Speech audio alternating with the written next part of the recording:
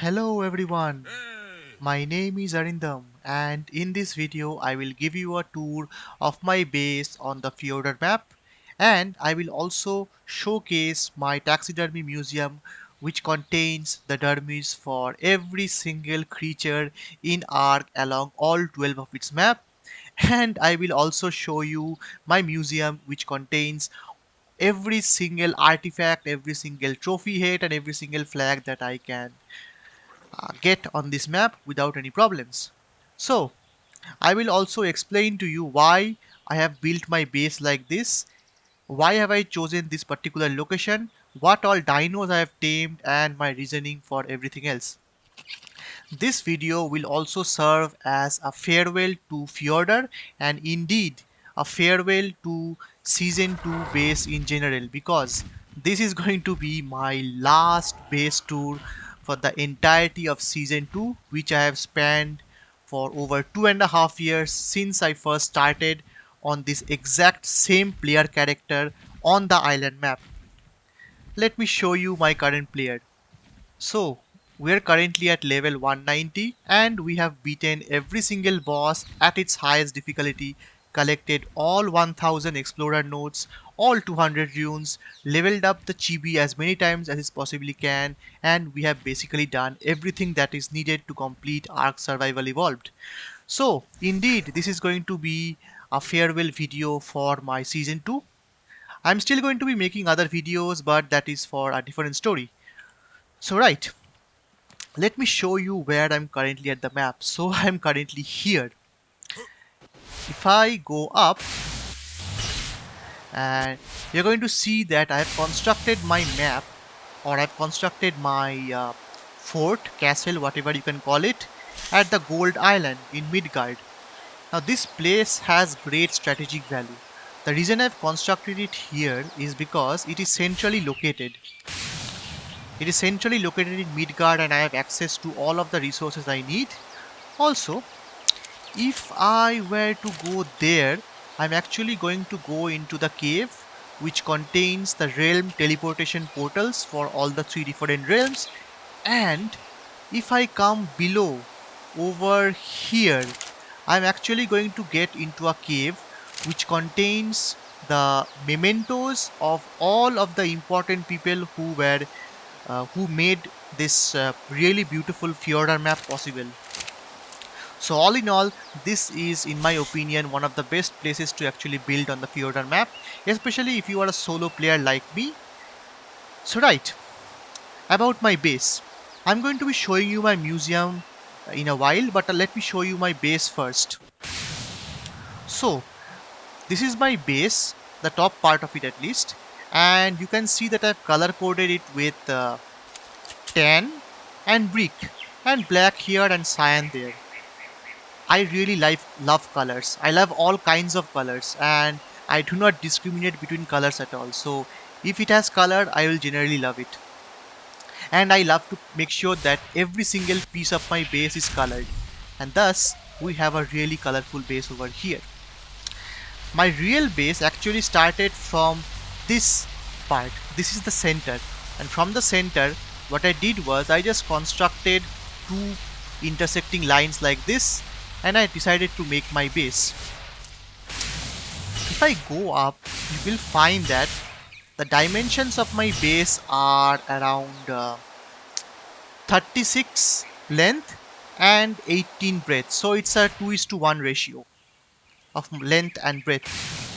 And it has a height of around 6 foundations for its 2 floors and another 3 foundations for the towers, for a total of 9 foundations, 9 walls high.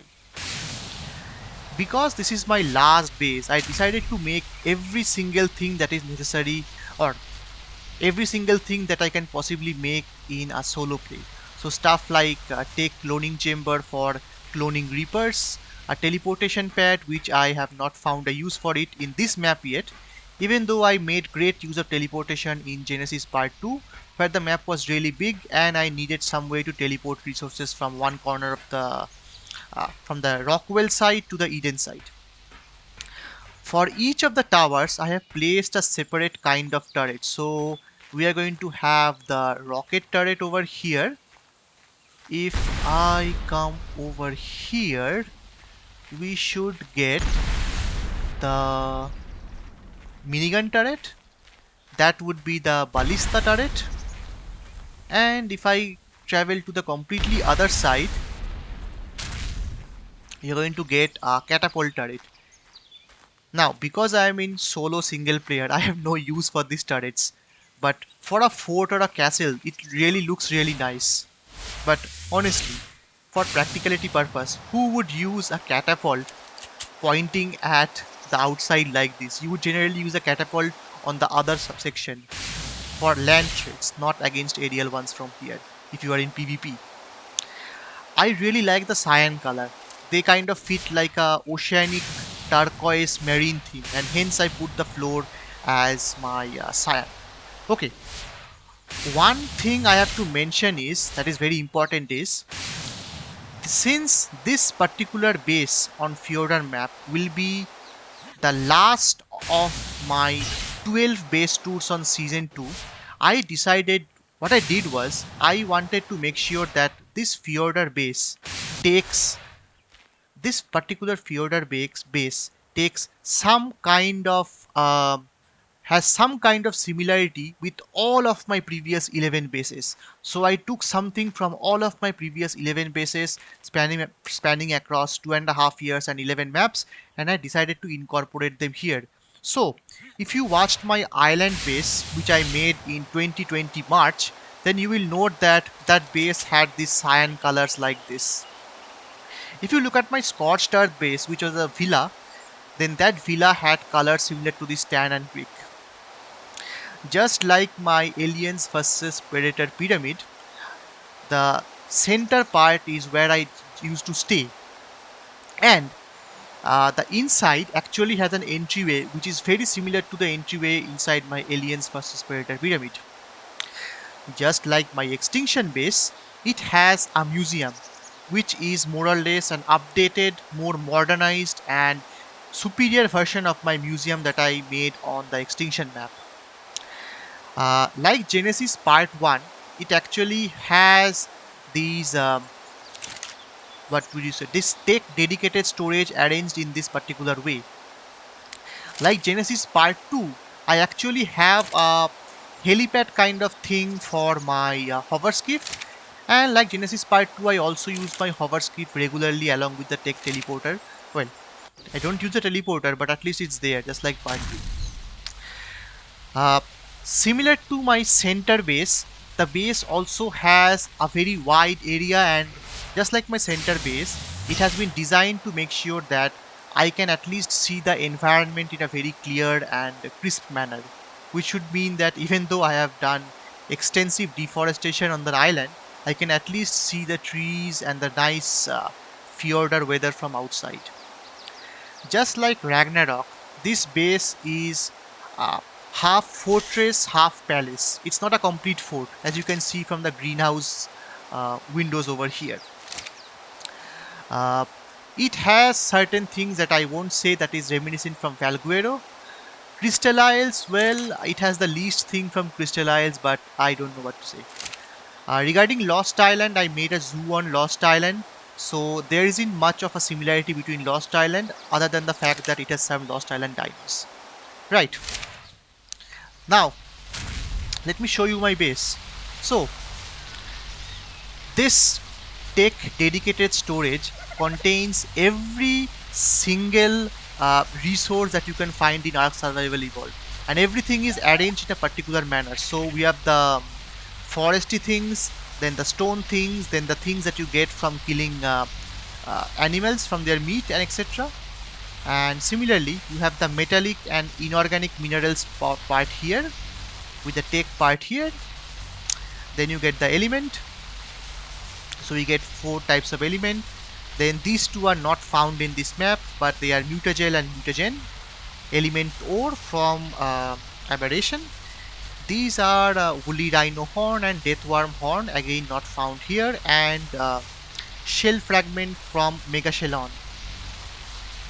In here, this is actually acatina paste, an absorbent substrate. You already know the remaining things, so I won't mention now. These three are red, blue and green gems that you can find on this map. In extinction, they had an equivalent version called red crystallized sap, fragmented green gem and blue crystallized sap. These things I actually took one unit from extinction and brought it here. Nothing much. There is a method too in which I have done all of these resources. So you are going to find one kind of resource there, another kind of resource here, and the third kind over here.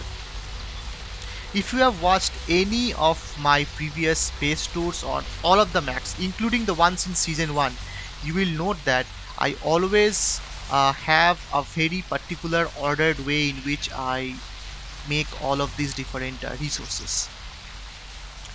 Next we have these couple of things.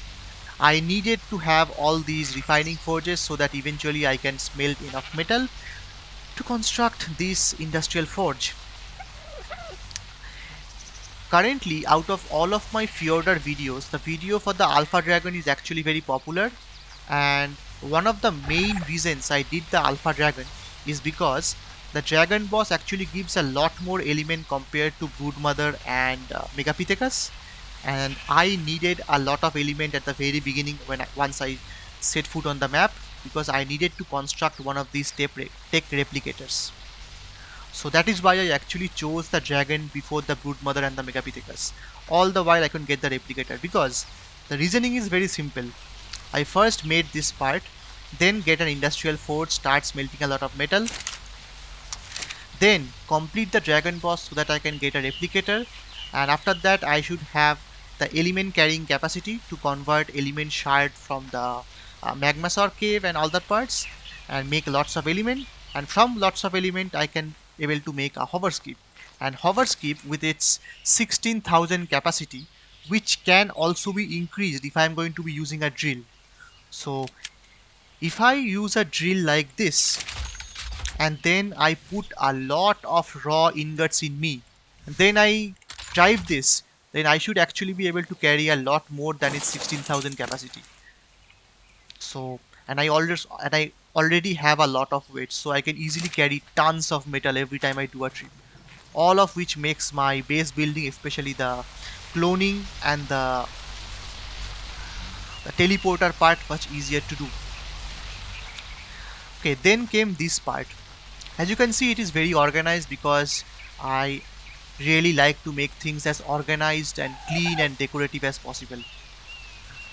So next we come to the jerky section.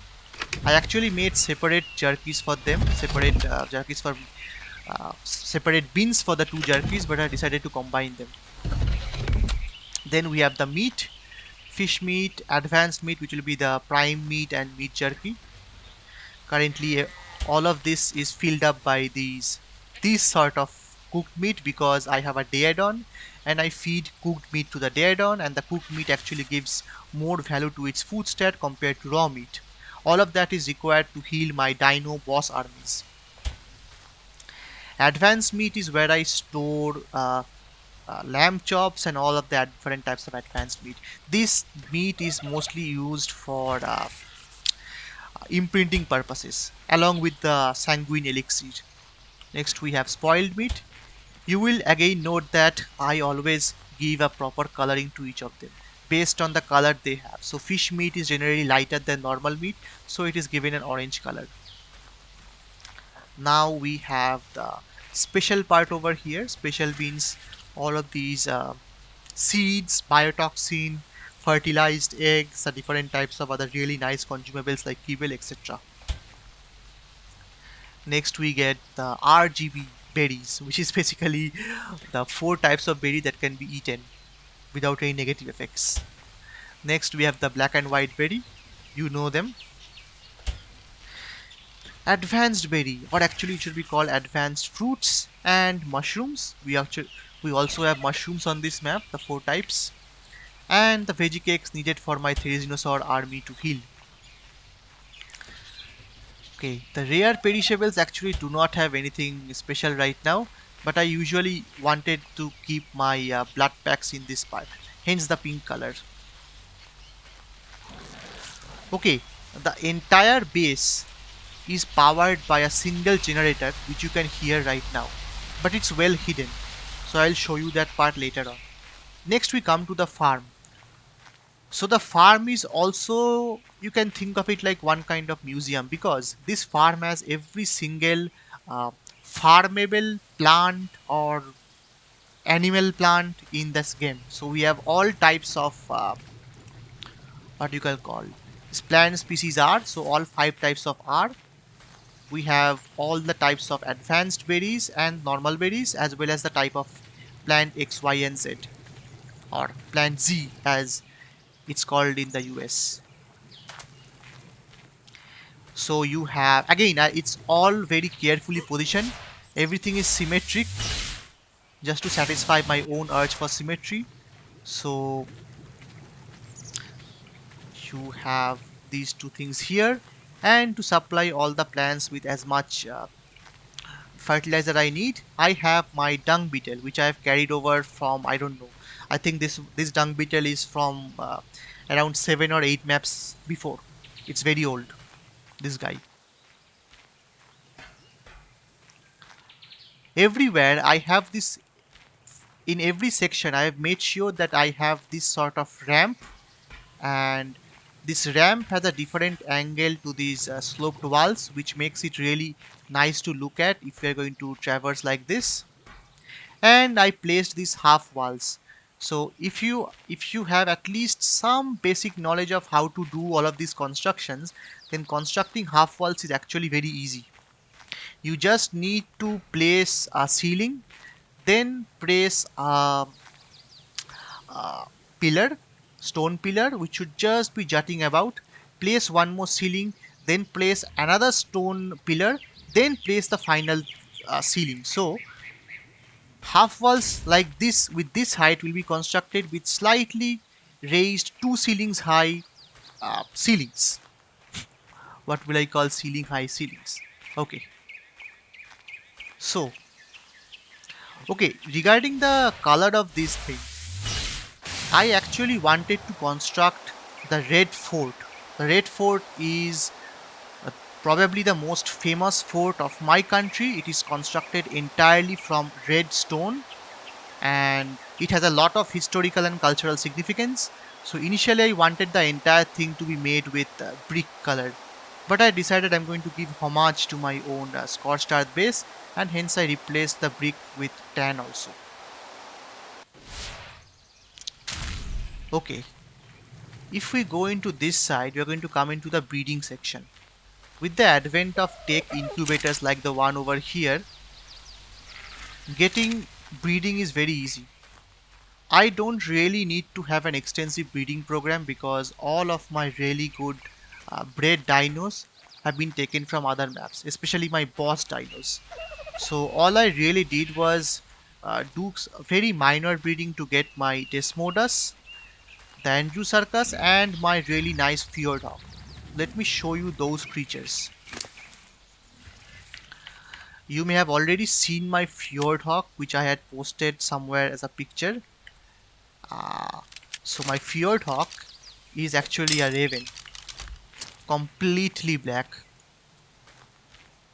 It will take some time to load the texture. Okay, so it's completely black. Actually, it's a combination of black and midnight blue, and I really like the colors it has come up with. My Desmodus, which I've used for all the different videos, is named Regis. So this Desmodus has come from 2 other Desmodus, which are named Detlaf van der Eretain and Oriana. These 3 names are all from the Witcher 3 Blood and Wine DLC, and they all represent the highest level of vampires in that Witcher lore, which are completely immortal and much more powerful than your protagonist Geralt of Rivia. And I decided to play homage to that because I really like that game. Alright, so we have this here. I wanted to actually kill this guy and take its dermis, but I could not because it's really nice color. I could not resist the colorations of this. And I actually tamed it. Well, I did not, I think I did not even tame it. This was forced tamed. You can see it's level 225. So I was in no mood to tame it because that would require me to hop and get over to that. So out of tiredness, I just press the force tame button. I generally don't do it, but I have no need for this creature other than as a placeholder. But I did tame this guy as far as I know. This is the party dodo. I did tame it. Okay, this is my sleeping portion. The surveillance console, which is there just as a prop. I intended to actually use the cloning chamber to breed certain, not breed, to clone some of my Reapers from Genesis Part 2 and maybe take them into a boss fight, because there is an abundance of element in this particular map. But eventually that was too tiring. Maybe I'll do that in the future. Okay, hound. Wait. These are my Fenris, or Fenrir. 170, 210, 245. Remember that I'm playing on single player and I have access to the other maps. And if you have seen my Genesis Part 2 base showcase, you will note that I have farmed way too much mutagel, which allows me to get mutagen into each of them. I have no need for the excessive mutagel, so I have placed them here.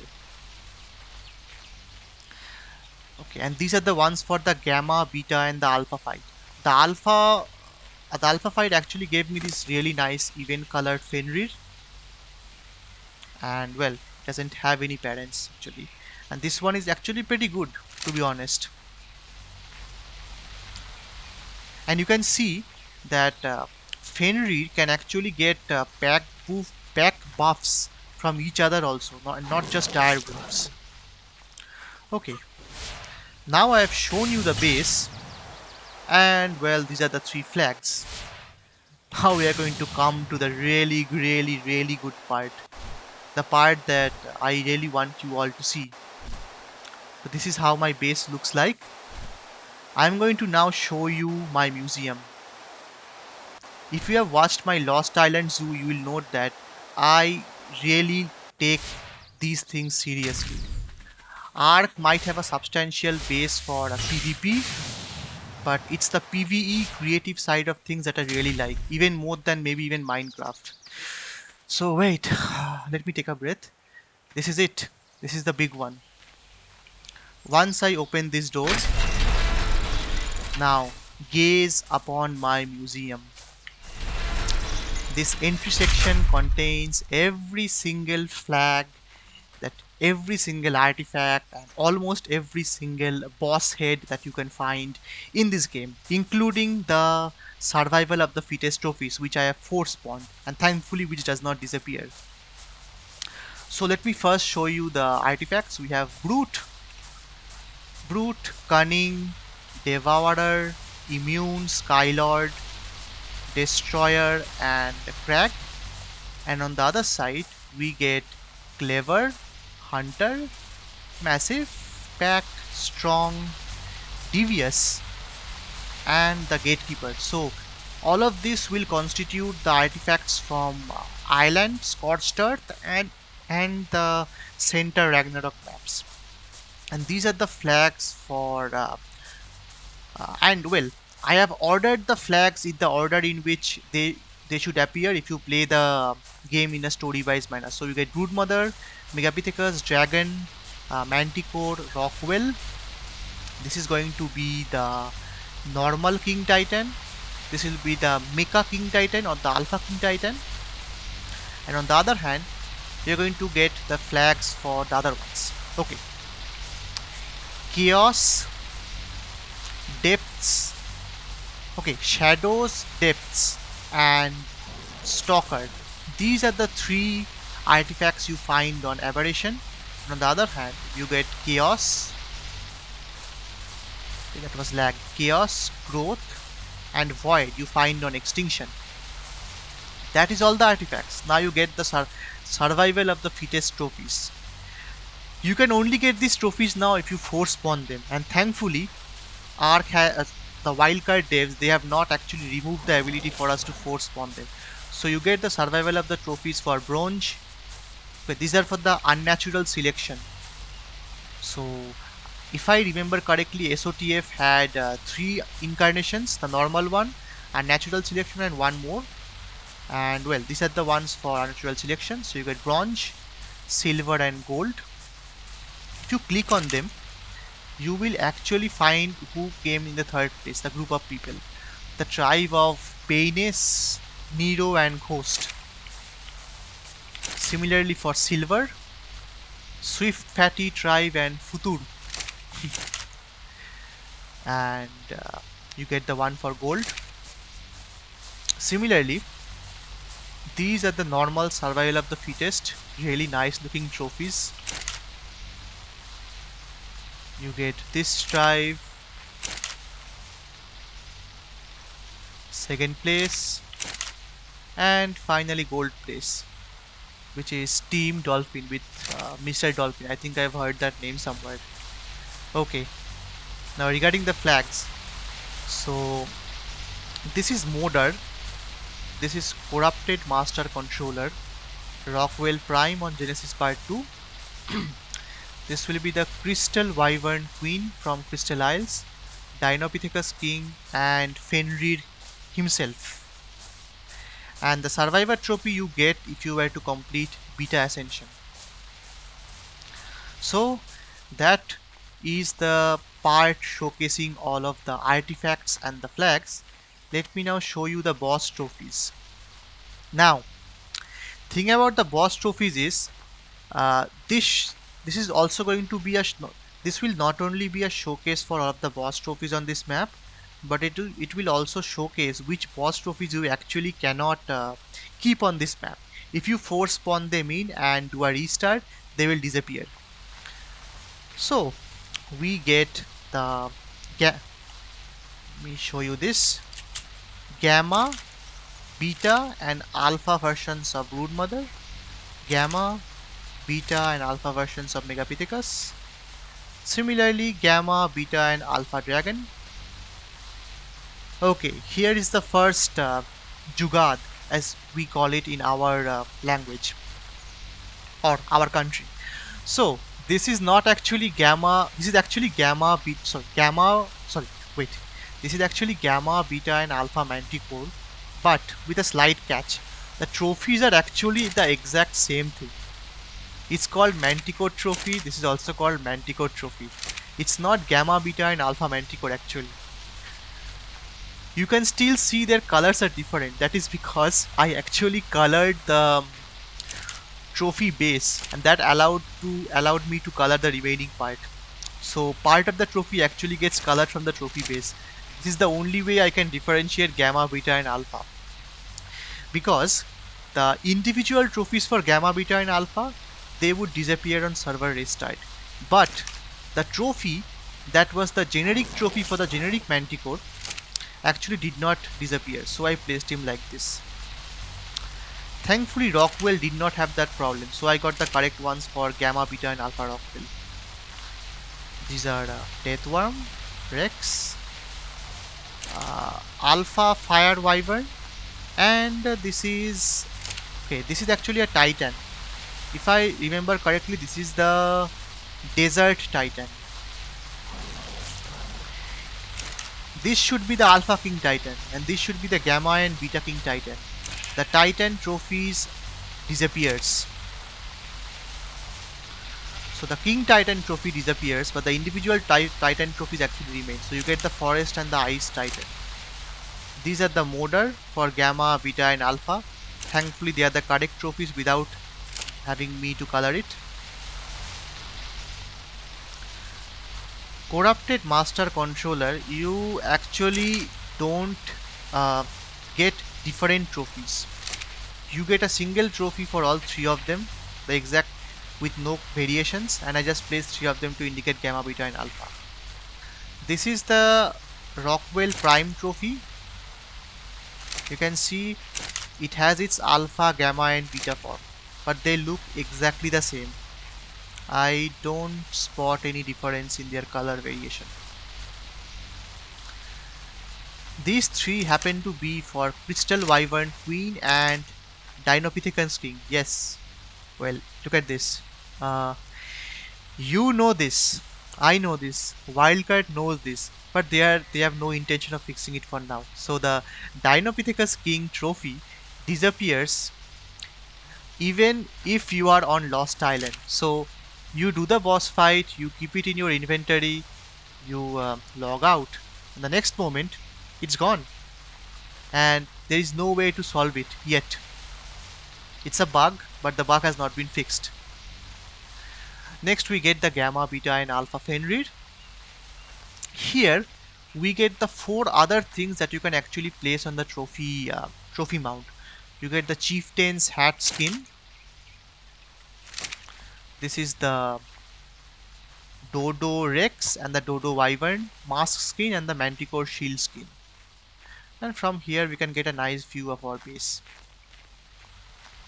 Now my generator is actually here, set to its, okay, it needs some element, but it's okay, and it is set to its maximum radius, as you can see. Now, okay, the one that you really was looking for. Okay, I had I thought I'm going to lose patience while doing this, and I really thought this was too much for me, even for me and my OCD-ness. But I have managed to capture the dermis for over 350 and probably even close to 400 different creatures in the game across all its variations and everything else. So let us begin. First of all, we come to the dinosaurs.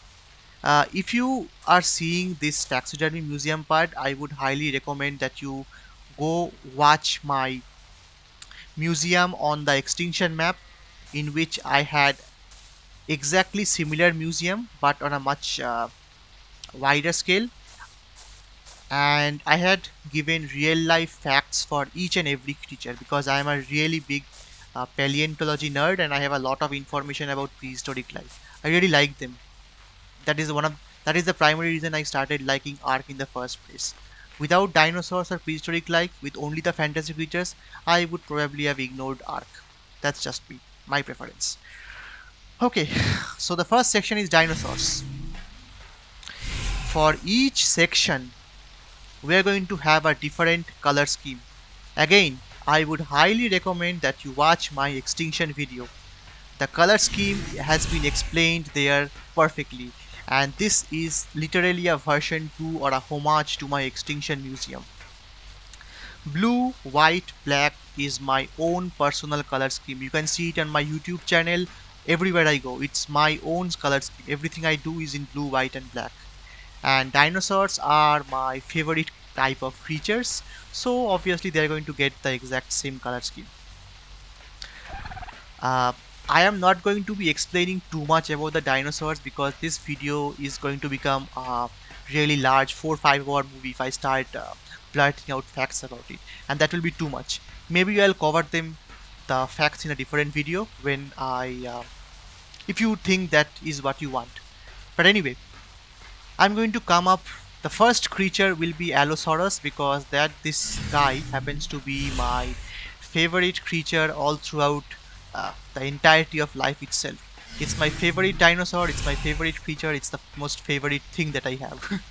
Anyway, and Allosaurus was the most biggest celebrity creature before T-Rex became famous with Jurassic Park and other things. The most famous specimen of Allosaurus is found in North America in a museum, and it's named Big Al. Next we have Megalosaurus. Okay, let's do one thing.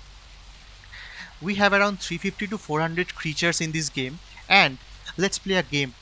I am going to correctly name each and every one of these creatures, and if I don't, you have the right to penalize me by posting the current one there or be posting their timestamp.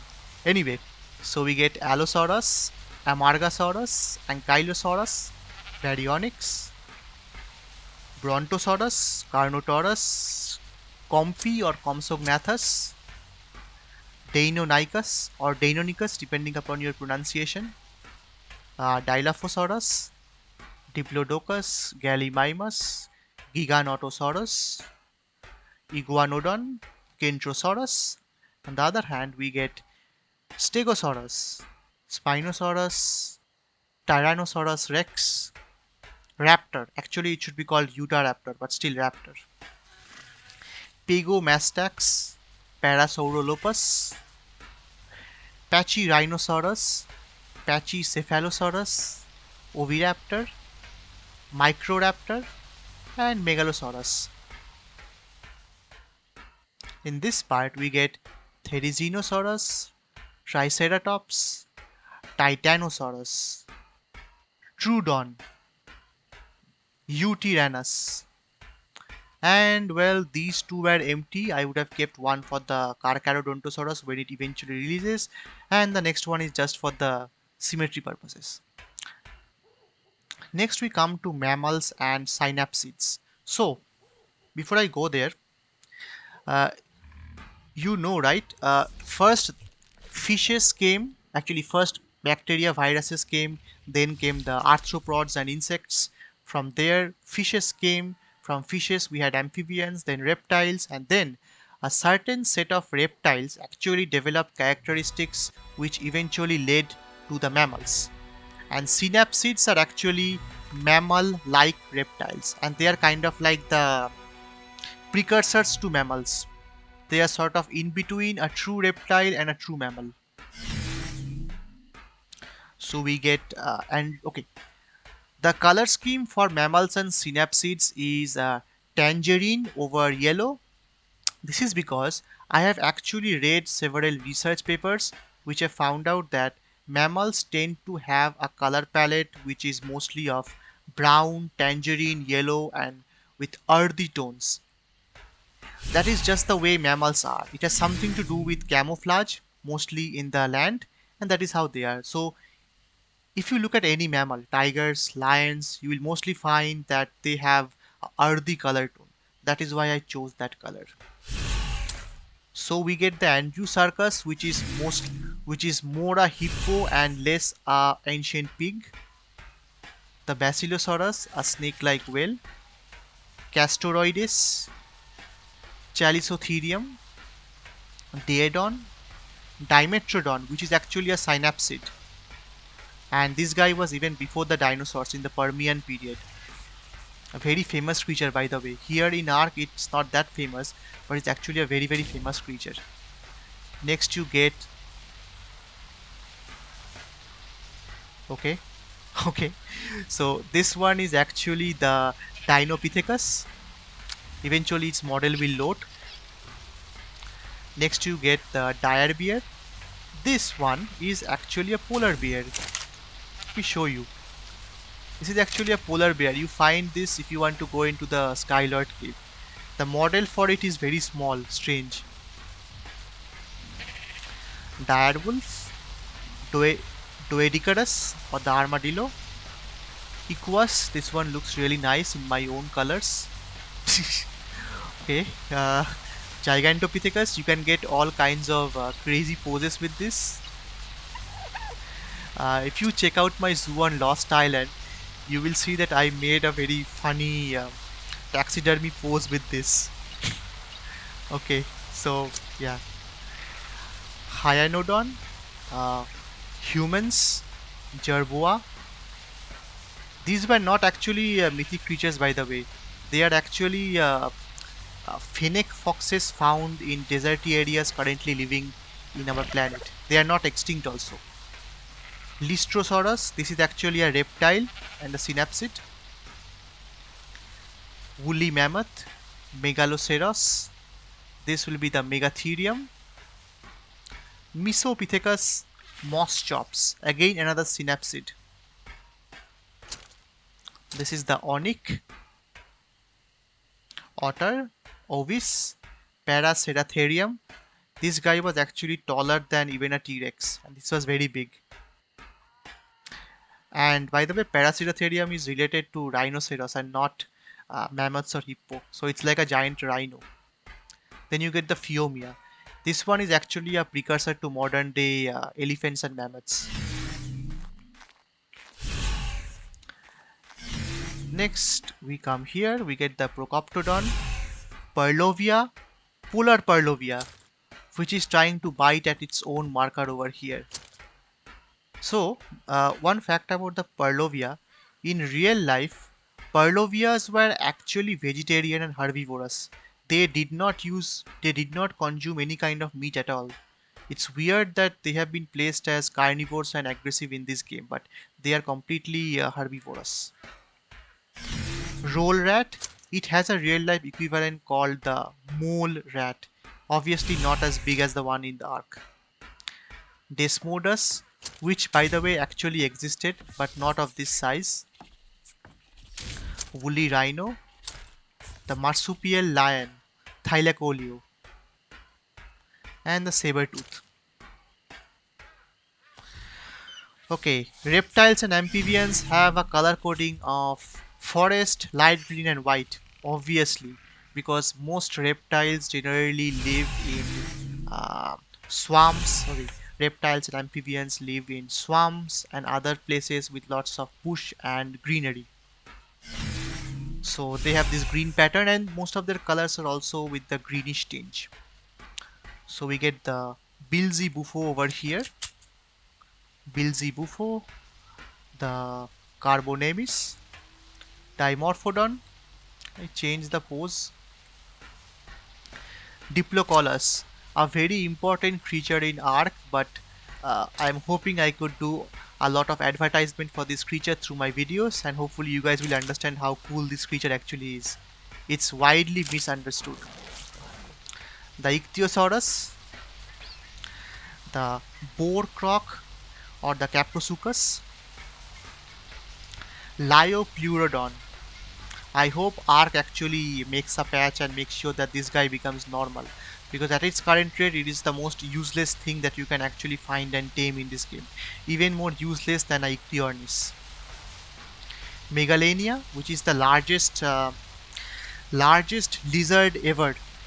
You can think of it as a large version of a Komodo dragon. Mosasaurus, Plesiosaurus. Actually, the one in the game is actually an Elasmosaurus, but Elasmosaurus is actually used to have much longer necks. And by the way, Elasmosaurus and the one that you show here are the inspiration for the Loch Ness monster from Scotland. We get the PTs or Pteranodon, Quetzalcoatlus, the largest creature that has ever flown, and it is just a bit larger than its close cousin the Hatzegopteryx. Sarcosuchus, Imperator, well, not Imperator because the ones in Ark are always different genetically. This is the Sinomacrops. Tapehara, it's called Tapehara and not Tapejara because the spelling is actually Spanish, and J is actually pronounced as H in Spanish language. Thorny Dragon, this one is not a mythic creature by the way. You actually get similar creatures which are alive but much smaller. The Titanoboa and the Tropiognathus. Next we come to birds. Birds obviously will have cyan over dark blue. Cyan represents the sky, but some of the birds are actually seabirds or oceanic birds or river birds, so I've color coded them with navy also, symbolizing the water part. So we get the Archaeopteryx. This is the dodo. My favorite creature in Ark Survival Evolved. The one creature which I cannot really do without. This is the Argentavis magnificens. Without this creature, I don't know how I would be able to beat 10 of the 12 maps where I use them. It's the most important creature for me. The moment I get a hold of Argentavis, my entire Ark journey becomes very easy. So when I played the island map, this was the second or third thing that I tamed, and my initial part of my journey was just to ensure somehow I could get access to an Argentavis, and then everything becomes very easy. Then you get the Hesperornis, the Ichthyornis. Both these two creatures, Ichthyornis and Hesperornis, they are actually from the period of the dinosaurs. They are not true birds, as in they actually have these small teeth. They are actually, you can think of it as pseudo birds. Next you get the Fjordhog. This is my own Fjordhog, which I had named Hag Raven from the Elder Scrolls Skyrim franchise, with really nice midnight blue and black color. Kairuku, Pelagornis, Snow Owl, Terror Bird, Diatrama as it's called, and the Vulture. Next we come to fishes. Fishes has the exact opposite color scheme because most fishes mostly are found in either oceans or deep dark river bodies which have dark blue color, or they can be found closer to the beaches and in shallow waters, hence the light blue color. We get the anglerfish, coelacanth, which by the way still is alive.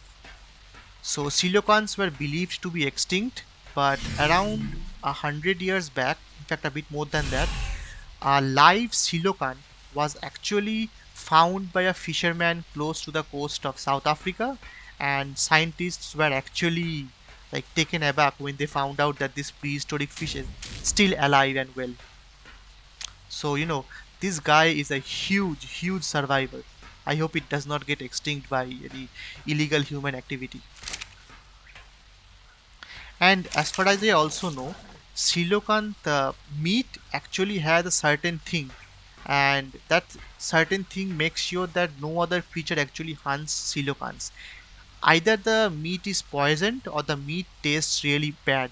So no creature actually actively hunts and kills coelacanths.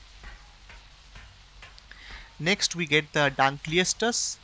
Dunkleistus was a gigantic bony fish found in the Devonian period. And okay, small amount of trivia.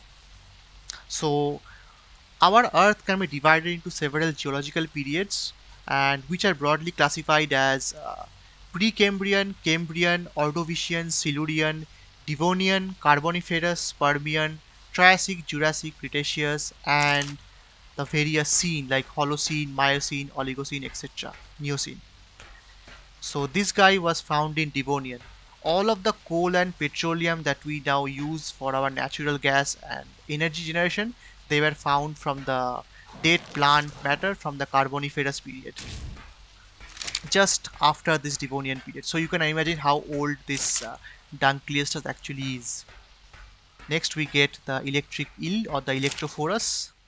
Lamprey lead Sichthys. Lead Sichthys is actually from the Triassic and Jurassic era, if I am not wrong. They actually coexisted along with other dinosaurs. And it's not a whale, it's just a gigantic, really gigantic fish. Next you get the manta ray, megalodon shark, which again, the megalodon is actually a huge shark, and to be very fair to the megalodon should actually take the place of the mosasaurus, and mosasaurus should be slightly smaller because megalodon would be actually a slightly bigger than the mosasaur. These guys are just upscaled great white sharks. They are not megalodons to me. Only the alpha megalodon has a similar size to the actual Carcharodon, or I mean, first it was called Carcharodon megalodon, then it became Carcharodon megalodon. Now it's called Autodus megalodon, meaning that the Autodus megalodon is in a completely different family or subfamily to our great white shark, and they are not at all related. Next we get Megapiranha and saber-tooth salmon. You can see how sharp the saber-tooth salmon teeth is. And these guys can reach gigantic sizes. I Even though they are just small fishes, I actually once went into third person mode and swam close to a saber-toothed salmon which was 2.5x, and that guy looked like so big it can actually eat me if it wants to, and not the other way around. This one was actually bigger than maybe a real life tiger shark. Okay, next we come to invertebrates. Invertebrates are obviously they colored with brick as well as light green brick, because all invertebrates are made with chitin or keratin, not keratin but chitin, and chitin is generally of this brick color. They mostly feed on plants or they live among leaves and other things and grass, and hence because they live in grass and plants and etc., it's with light green, and they are made with chitin, hence they are brick colored, and mostly they are of dark variation, so black. Okay, so now we get Achatina, Ammonite. Ammonites are one of the oldest creatures. In fact, I think Ammonites and Trilobites are the two oldest creatures that are found in Ark Survival Evolved. These guys used to exist way before the time of dinosaurs or any other creatures in the game. They Ammonites, I think, started appearing sometime around the Ordovician period. So that is what, I don't exactly remember, maybe 300, 400 million years ago. That is way before that, not 300, maybe even more. Anyway, they are very old. Next we get Aranios, Arthropleura. Arthropluras were actually giant millipedes and not centipedes. And Arthropluras, the giant millipedes, were actually vegetarian, and they are from the Carboniferous period. You would still be scared and you would faint if you see one close to you because they are still gigantic. And even in real life, they are so big you can actually ride them if you dare to. Next, you get the Cnidaria jellyfish, dung beetle, Eurypterid. Eurypterid is again a extremely ancient creature. In fact, Trilobite, Ammonite, and Eurypterid are possibly competing with each other for the oldest creature. Eurypterids were found again, if I remember correctly, from either the Ordovician or the Silurian period. They are very old. They are actually sea scorpions. Sorry, they are actually related to sea scorpions, and they were active predators. They were, in fact, in the seas and oceans of Silurian period, they were apex predators, and they grew to be really big for their time. Next, we have gas bags, the honeybee drone, and the honeybee queen. Note that they are slightly different, even the sizes are big. This is the queen, and this is the drone. You can see they are slightly different size wise. This is the first time I can actually showcase the glow bug in any of my 3 museums. So this is my 3rd museum, by the way. In my 2nd museum was on extinction map, where the glow bug taxidermy was invisible, and my 1st museum, which was in season 1 way back in 2019, was again on extinction, and again that thing was empty there, or invisible. So the first time I can showcase the glow bug because it's found natively on this map. Next we get the Limantria, or the moth. Looks really nice. So one thing I really like to give credit to the wildcard, that is how very awesome the models look. You can see how good the fur looks, the details of the really good creatures. Now I have watched creatures from other prehistoric games like Isle, Saurian, Beast of Bermuda, and I really like how good their attention to detail is in all these games. But in my opinion, Ark is probably the best as far as creature models are concerned. It's very good details, and even with all of the thousands and thousands of bugs and glitches I have, this all these small regions are the reason why I would consider Ark the best video game I've played in the last 15 years, and indeed my all-time second favorite game. Okay, next we get the Meganeura from the Carboniferous period, the giant dragonfly, the mantis, praying mantis. Okay, uh, there are actually two floors to this, and in each floor I have divided the museum into four separate quadrants. So I have 8 separate small buildings. This allows me to compartmentalize the museum into small sections and make ordering and sorting much easier to understand and navigate, because no one would want to see a single museum with all of them at once. It becomes very disorienting like that. Next thing to note is, now we come to here, we get uh, Pulmonoscorpius. This actually used to be there. It's from before the time of the dinosaurs and it's very old again. Obviously, Pulmonoscorpius is not as big as in this game. Okay, trilobites. These are the oldest creatures that are found in Ark Survival Evolved. They were there probably from the late Cambrian or the early Ordovician. They are very old. And trilobites existed from the late Cambrian through Ordovician, Silurian, Devonian, Carboniferous, Permian, and probably even no. I think they got extinct sometime around the Permian period, before the dinosaurs came. Next we get the Tusoteuthis. On this side we get the oil jug bug and the water jug bug. Normal leech, diseased leech. Note that the diseased leech is actually slightly bigger and fatter than the normal leech, and also has this reddish coloration. You can observe how scary these teeth looks. Next we get the Titanomyrma drone and Titanomyrma soldier. This one is empty. Okay, all the creatures that were actually alive on this planet have come up till this stage. Whatever creatures I show you now, they are directly from fantasy and beyond. So, fantasy colors obviously happen to have fantasy colors like royalty with cantaloupe, as fantasy as you can get.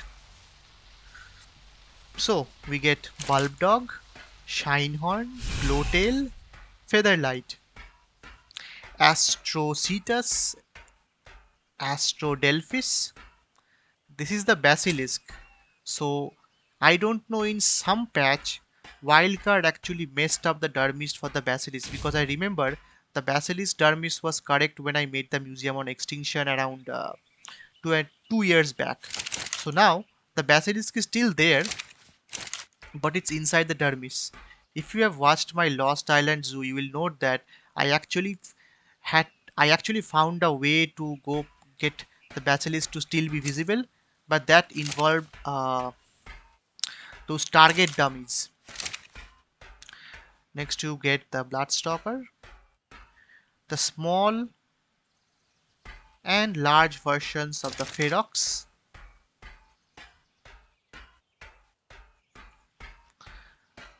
we get Gacha, Griffin,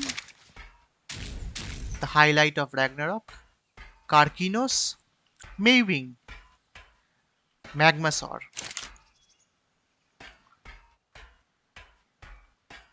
Now before I go there, let me show you this part. Okay, this is a rock elemental. This is a rubble golem. This one is a chalk golem from Valguero. If you try to take the dermis on Valguero and try to transfer it over to this map, the dermis will become invisible. That is how it has been planned or programmed.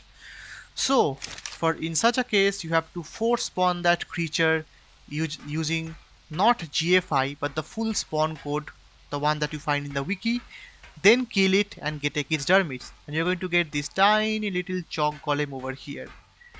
Same you get the ice golem. I believe the ice golem is from Valguero. This is a X rock elemental. This is a death worm. Now, we had already come here.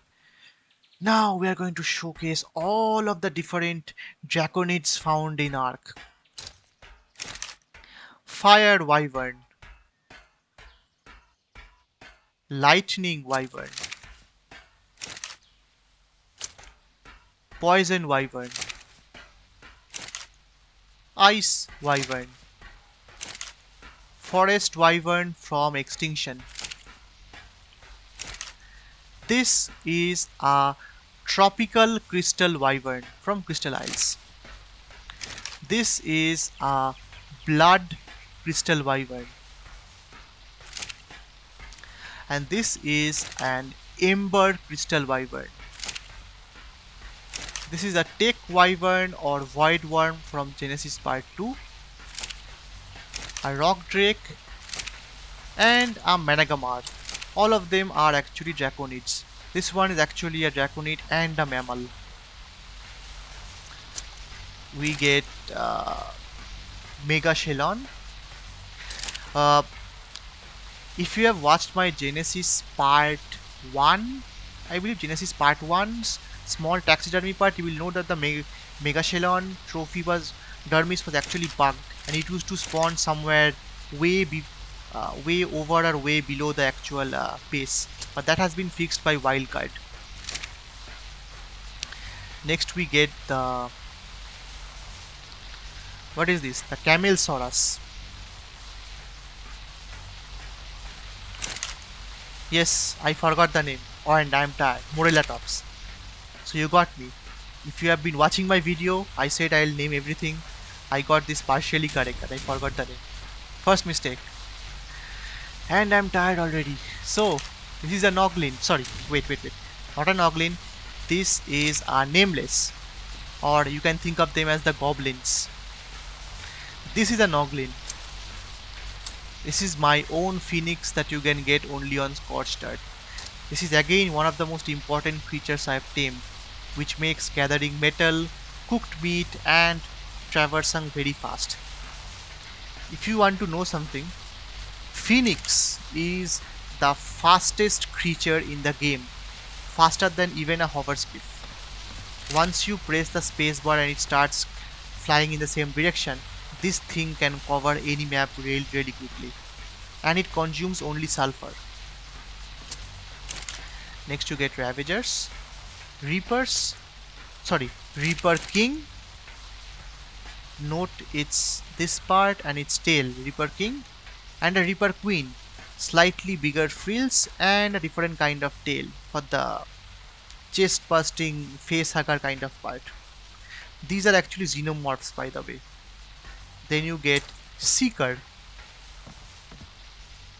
really nice looking Seeker, Shadowmane or Lionfish as they are called internally, Genesis Part 2 Summoner. This is actually a unicorn. Let me show you. Velonasaur and Fenrir. Next we come to Mechanical Creatures. So we have the attack drone. You might have seen attack drones in the Overseer arena as well as in some parts in Genesis Part 1 boss arena simulations in Corrupted Master Controller fight. So attack drone. This is a defense unit or defender. Enforcer. These guys actually do 4 times the normal damage to corrupted creatures. Very useful also. And then you get the scout, which I have not used. But I think these scouts are very good if you're going to do PvP. Next we get the mech, and we get the mega mech. The mega mech, I actually had a dermis, but you can see it's not possible to do this. Wildcard actually damaged this part, I would say. Then we get Strider and Exomech. Oh wait, the color scheme for Mechanical Creatures is sky on cyan and blue, and this is in general the color scheme found on most of these machines. You can see that they are made with a certain metal which is sky blue or grey in color, and they have bluish tones, and they are Tek things. That is why I chose this color combination. Next we get Tek Creatures. Tek creatures generally have the same Tek metal, which is sky blue, and they have these lights coming out of them from certain places, and the lights are generally in blue, red, green, and hence I made the color combination like this. So we get green, red, and blue. So we get the Tek versions of Parasaur, Quetzalcoatlus, Raptor. This is the Tek Triceratops from the lunar biome in Genesis Part 1. Sorry, yes, Genesis Part 1. Tek Triceratops and Tek Rex. Aberrant Creatures. Okay, to view Aberrant Creatures, I think I should turn this to night. Well, that did not help, because Aberrant Creatures have a certain glow. Let me see if I can bring that glow somehow. Unfortunately, I might not be able to because of all the lighting that I have. Anyway, so we get the aberrant versions. Okay, aberration creatures have been color coded with the aberrant colors. If you see the logo of aberration, you're going to spot these three colors primarily. You're going to get magenta, cyan, and purple. These are the primary three colors of aberration DLC. So we get the aberrant versions of these guys: Acatina, Angler, Ankylo, Aranio, Arthropleura, Baryonyx, uh, Beelzebufo. Okay, I won't name the other ones. You have already heard of them before.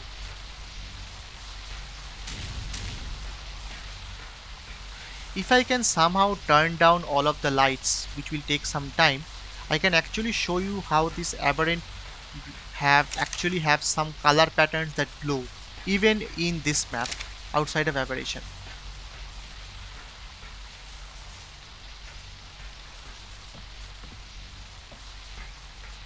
Like this one, you can see the colors glowing.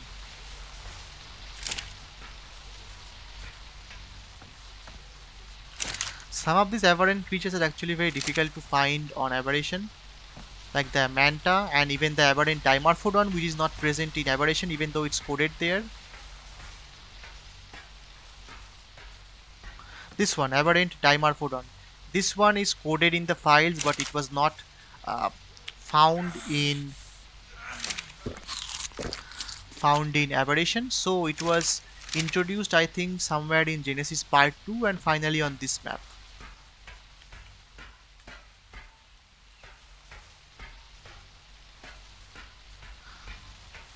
Yes, aberrant Megalosaurus. This is the one creature that is super important in aberration.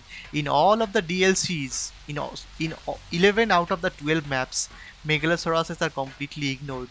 But the moment you enter aberration, these guys are the real deal. I know that Megalosauruses are ignored a lot, but trust me, these guys are really good. They are actually Rex. They are actually better versions of Rexes. Once Wildcard decides to fix their weird secondary attack bug. This is, by the way, that same Ovis that I showed you above.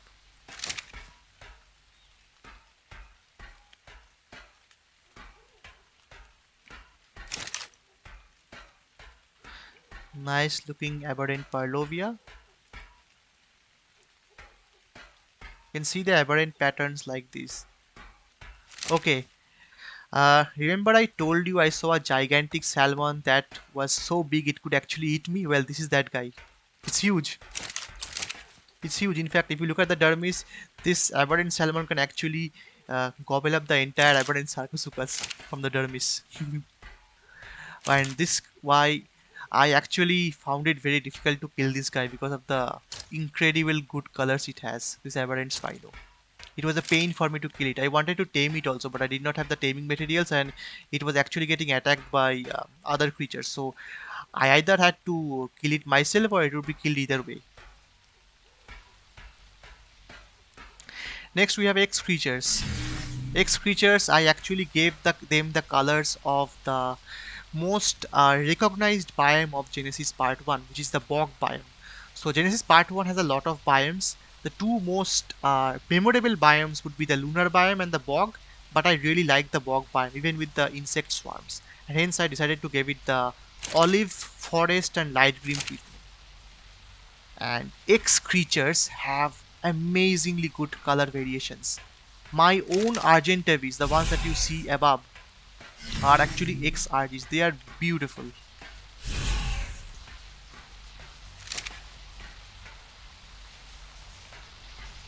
You can see how beautiful X Raptors are. I mean, uh, Wildcard did an amazing job with how they designed the patterns and color schemes for the creatures, the X creatures, as well as the ARK creatures from Genesis Part 2. Okay, first floor is done after such a long time. So we are going to head to the second floor. And again, we're going to follow clockwise pattern. So more X creatures over here. Look at how beautiful the X creatures look. I mean, I just sometimes tame the X creatures just because of how they look. And I really don't know which ones look better, the X creatures or the ARK creatures. Just look at this. I think I have tamed this guy. I think, because this is exactly my color combination. In fact, if this guy was a 150, it was not. This was a 150. I would have actually, after taming, decided to breed it just to make a boss army out of it.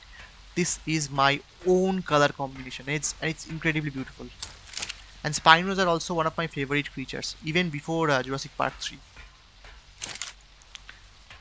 I actually have, if you watch my Genesis Part 1 base, I have actually done mutations for these X saber-tooths, and in which the saber-tooths actually look, with their color combinations, they look like a snow leopard, a jaguar, and a melanistic black leopard, or a black panther as you guys call. Though panther is a misnomer, because black panthers are either actually melanistic leopards or melanistic jaguars, but there is nothing called a black panther actually. X Eutyrannuses have these really nice blue eyes, which I really love. Next we have X woolly rhinos, volcanic trikes, and X tapeharas. Again, beautiful color patterns. It looks like a really nice butterfly. Uh, this guy looks kind of like that quote from Alien Resurrection, in which the final evil scientist looks at the final human alien hybrid and says, "You are a very beautiful butterfly." And then the monster actually shatters the villain's brain. Well, that's a quote. Now we come to ARK creatures. ARK creatures are probably the best looking creatures in the game. And for ARK creatures, I given them this color combination. Why did I give this? Green represents the Eden zone, orange represents the Rockwell zone, and cyan represents the blue sky that is hanging over the entire two zones. And this also happens to be the colors of the flag of my country, India. Look at the colors, beautiful. Okay, uh, every time I see a R Allosaurus, I just spend a couple of seconds just to gaze at it, because they have probably the most beautiful color patterns and the best color palette out of every creature of every type, in my opinion, in ARK. They are beautiful, all of them. And just because of how beautiful the ARK creatures look, if you see my Genesis Part 2 base, in which I had actually designed the base like the StarCraft's Protoss faction, the alien Protoss faction, you will see that I have made a breeding program and tamed every single ARK creature, just to see how beautiful the colors can get after breeding. This is actually my own R add-on.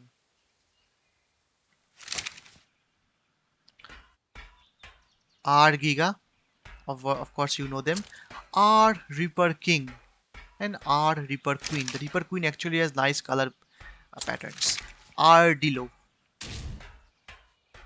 R Equus, they have really nice colors. If you find them in black and white, they will actually look like one of the ancient creatures called a quagga. This quagga actually disappeared sometime around the late 17th century. And I think humans are to blame for that. Probably.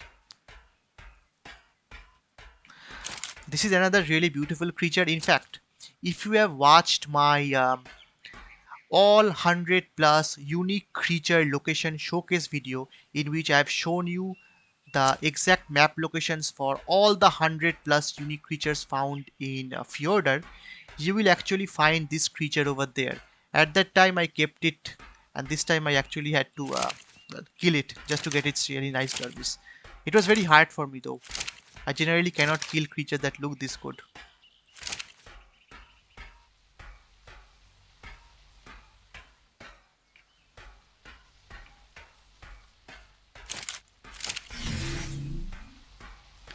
Okay, it is red, it is yellow, and it is black. Obviously it has to be alpha creatures. So we get the alpha basilisk again stuck inside. Alpha blood crystal wyvern. Yes, I force spawned one, uh, killed it, took its dermis, and now it disappeared. Because even after so many patches and everything else, the wildcard decided it is better that they have full creative control and disable all dermis they feel should not be part of a particular map due to memory issues, even though that decision should be there on the part of we the players. This is actually in my opinion, this is a game-breaking design for me. And since dermis and taxidermy museums are one of the most important things I found in ARK, this is really a deal breaker for me. There is Alpha Fire Wyvern, the Alpha Carno, Rex Raptor, Alpha Tuso, Alpha Mosa, looks really nice, Alpha Leeds, Meg, Carcinos, Yeti. This is actually a Yeti. Okay, this is actually an Alpha X Triceratops. The Alpha X Triceratops is actually found in one of the missions in the volcano biome in Genesis Part 1. I think it is some mission in which you have to get something. You can check out my video for that. But I could not get the exact terms for that creature, so I had to use a normal volcanic Triceratops for it. Iceworm Queen. Alpha Deathworms are obviously empty. And I did not even bother placing it here because I know they would be empty regardless. Alpha Surface Reaper King looks really nice. Ghost Creatures! Yay! Ghost Creatures! Ghost Creatures have the ghost color pattern, and because they are all spooky and Scooby-Doo like, I made them sky, cyan and blue. So we get the ghost versions of Direwolf, Rex, Snow Owl, Mantis, Bulb Dog, the Reaper looks really weird, and this ghost is actually afraid of even me. So this is the ghost basilisk, by the way. Ghost basilisk with a ghost skin. Next we come to the skeletal creatures. Skeletal creatures or bone creatures from Fear evolved. So we get the skeletal versions of Rex, Bronto, Carnotaurus, Raptor. I just like how detailed these skeletons are. They're really good made. The way they have designed these skeleton models are really good. Alpha Triceratops. Skeletal Triceratops. Quetzalcoatlus. Wyvern. Just look at the design. Beautiful. Stego. Giga. And this is the Jerboa. Bone costume. They are not skeletal creatures, they are actually the ones that you find with bone costume. Next we get Bionic Creatures. Bionic Creatures are normal creatures in which you can apply a bionic skin to them. And I decided to make a completely separate entry for Bionic other than Tek Creatures because they are actually different. So the Bionic, if you look at the way the Bionic colors look, we get grey with cyan. Similarly, I have done silver, which is the metal color, with slate or grey, and then cyan, the matching color combinations.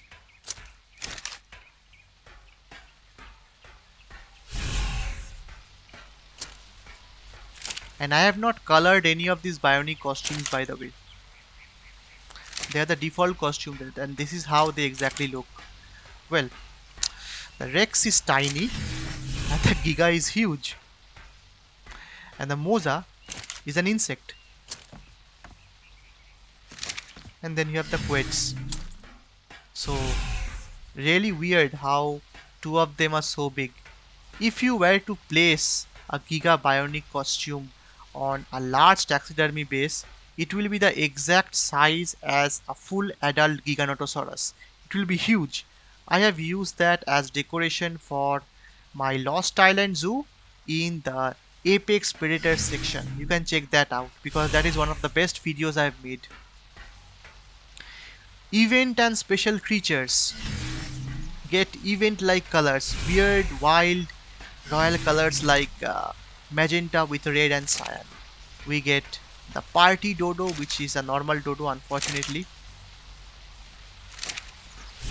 Brachiosaurus, Styracosaurus, Stygimoloch, reindeer costume Megaloceros, Procoptodon bunny, bunny oviraptor, which is not there.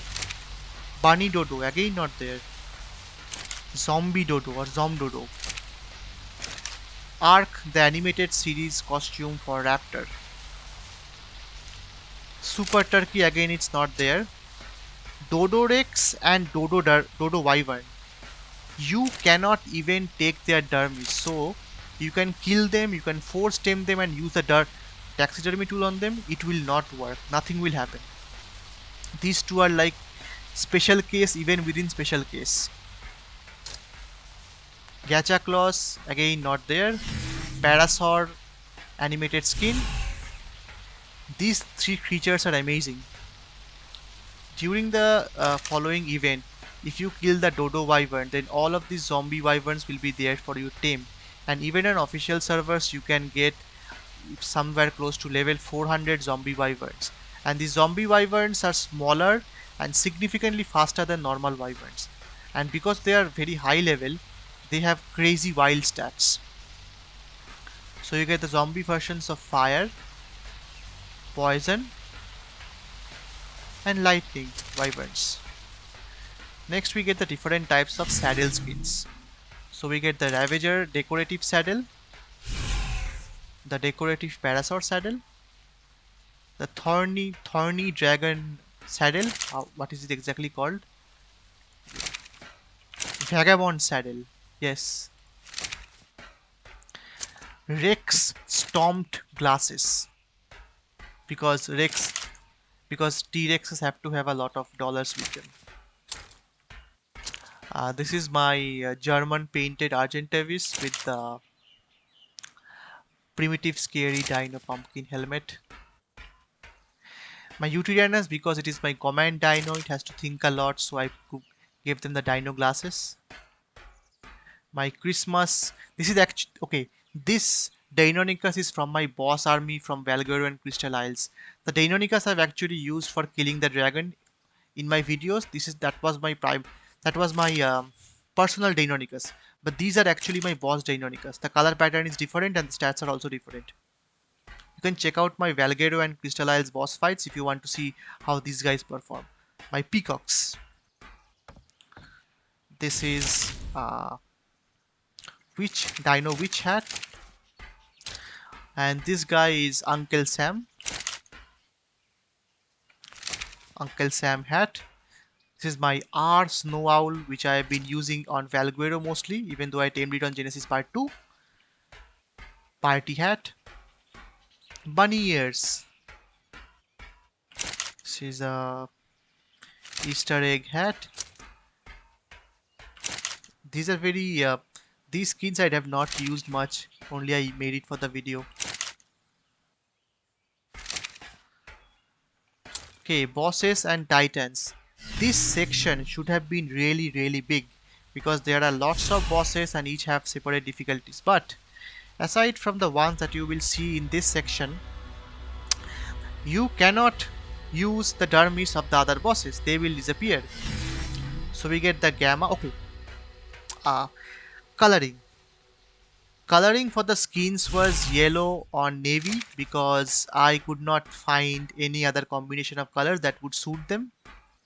And for bosses, obviously it is gamma, beta and alpha. And white representing any other stage of bosses like the overseer or modern. So we get the broodmother of gamma, beta, alpha, Megapithecus, gamma, beta, alpha, dragon. Then come here. Here's the funny part.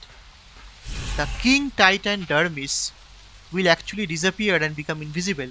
But the three forest titans, which I think were present on the mod map of Fjordur, thankfully you can make sure the dermis does not disappear, and their trophy heads also do not disappear, even though they have no relation with the official Fjordur map.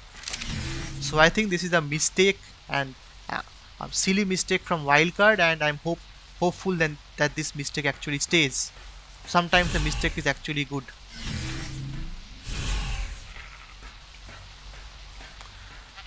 Next we get gamma, beta and alpha Fenry sulfur alpha, or Fenry sulfur, gamma, beta and alpha. Only the color of their eyes will give them away at which difficulty they are. This is Hetty, Skjold, Steinborn and Bela. Okay, we now come to the last section. This section would be even more bigger, but I just gave up. I could not take it. It was too tiring already. So I have collected male and female dermis from spawned player characters, and then I put all of the different types of armors and dressings they can actually have in the game. So we get the naked versions.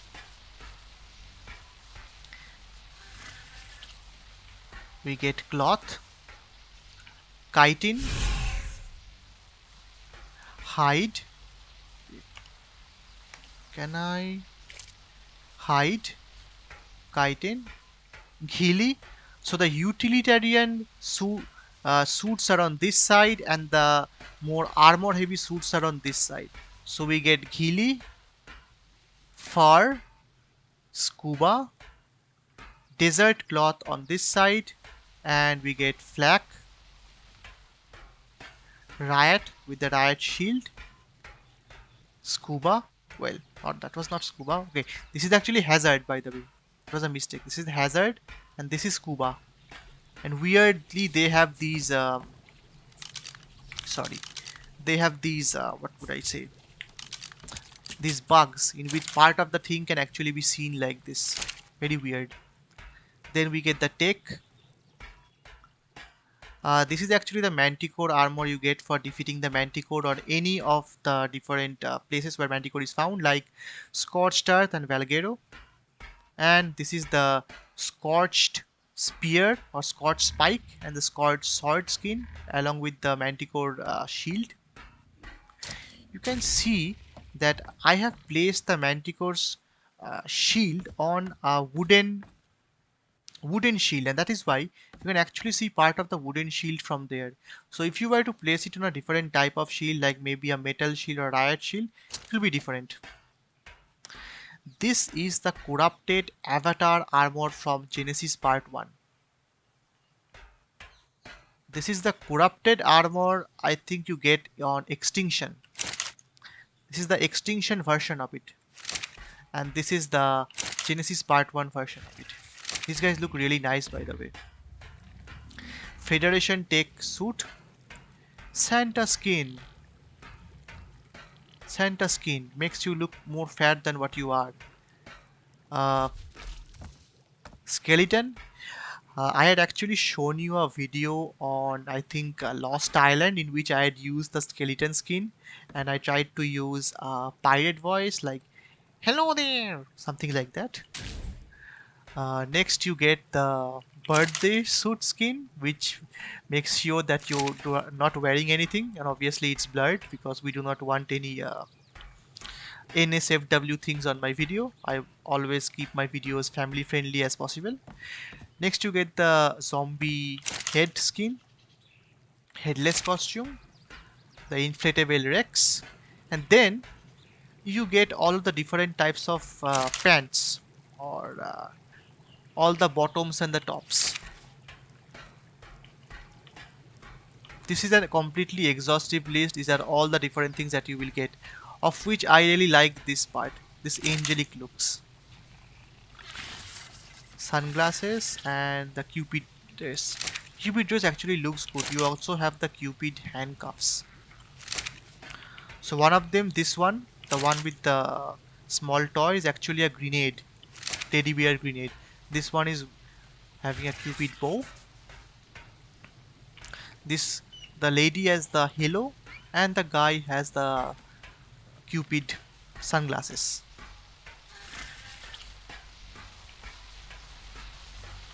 I don't think I'll ever be wearing tops which are this colorful. It will look a bit weird even for me, even though I like colors.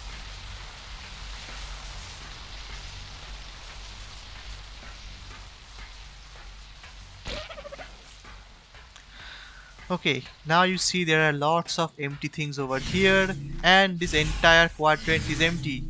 Why is this so? Because there is one kind of creature I have not taken dermis for. That is the entirety of the corrupted creatures. So my past two museums were on extinction, and corrupted creatures dermis were actually visible. But here the entire corrupted section will be invisible, so there was no need to actually place the dermis. And there were also some other skins for the hats and sunglasses which I did not did because quite frankly I was tired by the end of it. Even if I were to spawn most of the creatures in, kill them, take their dermis and make all the base, it was still a lot of work and I got tired. I actually thought of making this kind of like the Hall of Heroes, where all of the imported dinosaurs that I have taken from the past 12 maps, I would place the dermis over here as a thank you to all the creatures who have made my journey possible. But unfortunately, since if you take dermis on one map and transfer it to the other map, that dermis becomes invisible, or the dermis is completely cleared internally. To actually make sure the Hall of Heroes work, I need to transfer all of those creatures from all the past 11 maps into this map just to make sure the dermis is there, which is a lot of work and is completely unnecessary. So I decided to just keep this empty and just talk about why I could not do what I did. And well, uh, I wanted to make sure that there is a lot of really nice symmetry. So no matter which section you go, you will always find that it is using a very symmetrical structure with as much similarity and equivalence as possible. I'm really crazy about mathematics, and well, that was my favorite subject. I was really good at it, so I decided to apply it here also. Okay, so before I end the video, let me give you one last look at my base. This is my final base on season 2. The final base. I'm still going to be making other videos on season 2, like all the experimental things I have in mind, but I know that this is going to be my last base, and hence it's a bit hard for me to actually say this, but I'm going to have to say farewell to season 2 base making at least. So yeah, thank you for watching, and well, it has been my pleasure. 300 plus videos, 2.5 years, and thousands and thousands and hours worth of Ark. And this is just for season 2. I have already been playing Arks for a much longer time, and this is actually my third playthrough, the one in season 2. Let me show you some other things. I have unlocked every single thing here. There are no unlearnable engrams. Everything has been unlocked.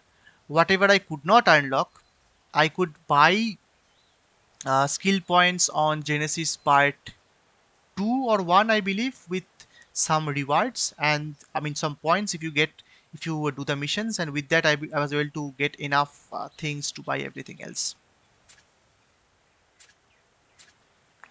And well, okay, this part is completely empty. And even though I have 1000 explorer nodes, this is because Ark has this weird habit that I have seen multiple times, in which even though I've collected all the explorer nodes, after a certain patch, everything just disappears. So you can find there are certain things here, but certain things are missing. Like the one for say the Alpha King Titan, etc. But they were there with me. But thanks to what Ark is, they are currently empty. Nothing I can do about it. So yeah, that is it for this video. I hope you enjoyed it, and remember, this is not the most important video. There are other really cool videos that I made. I would really be hopeful if you watch my zoo on the Lost Island map, in which I had constructed a zoo which is which was the largest base that I've ever made, with every single tameable and untamable creature, all of them wandering and everything else. I would also be glad if you show if you look at those videos and show your support there. Heck, I would really like to know what you think about my different bases. Which one do you more like, and what kind of different bases you want me to do in the future? Because I'm not done with Ark yet. There is still a lot of things to do, and I am really curious if I can actually try to beat one of the maps of Ark using default single player settings. You know, exactly default settings with difficulty slider at 0.2.